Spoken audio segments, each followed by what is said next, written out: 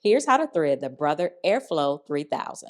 I'm going to put all of my cones on first. Then I'll take all the threads up to the thread holder. Now you're going to wrap your threads around the thread holder like this. You'll take it to the back, wrap it around, behind again, and forward. And for the ones on this side, for the lower loopers, you're going to go from the right to the left. And then the ones for the needles, you go from the left to the right.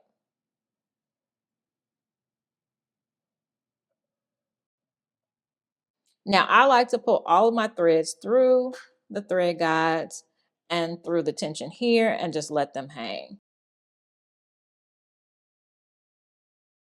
Now, the great thing about an air threader is that there is no specific order to threading your threads, but it's ingrained in me to go a certain order. So I'm still going to thread my lower loopers first. So in order to do this, you want to make sure that first of all, your foot is up, is in the up position, and that both covers are open. This is the main cover, and then this is a smaller cover. You want to pull this to the side and open that down. Now you want to make sure that this is turned down and that you turn the wheel until it clicks. These will click closed. I'll show you again.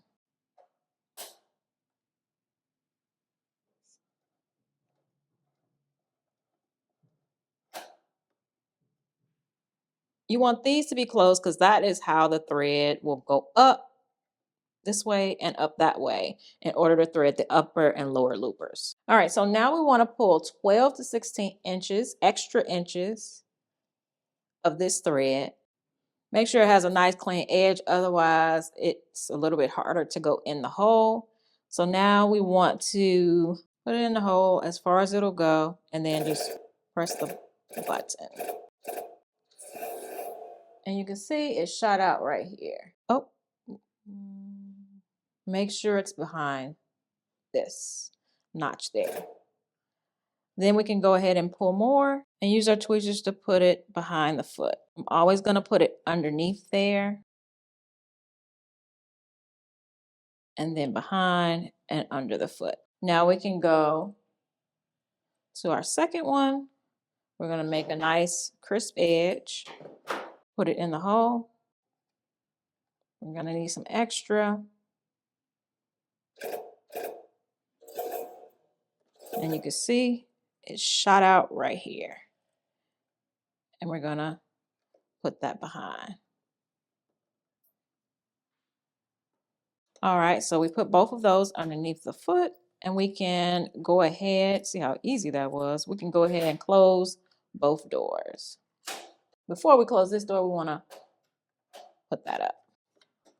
All right, now let's go to the needle. When it's time to thread the needle, you want to put the foot down first, and then you want to, I'm going to start off with my right needle. So I'm going to press this button all the way to the right.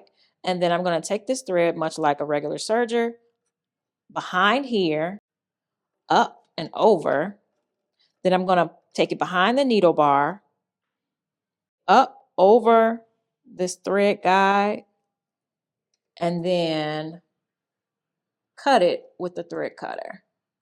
Now we're going to press this needle threader down as much as we can, and it threads the needle for you. So now that's to the back. Let's do the left. Press this over to the left. Take this behind, up and over, behind the needle guide. We're going to take it over here, up and over, cut it, and then press this down as much as we can. And now it's threaded. All right. So now we can pull all of our threads towards the back. I'm going to make sure everything is underneath the foot. Put the foot down. Put the foot down. Once the red light goes off, that means I'm ready to sew.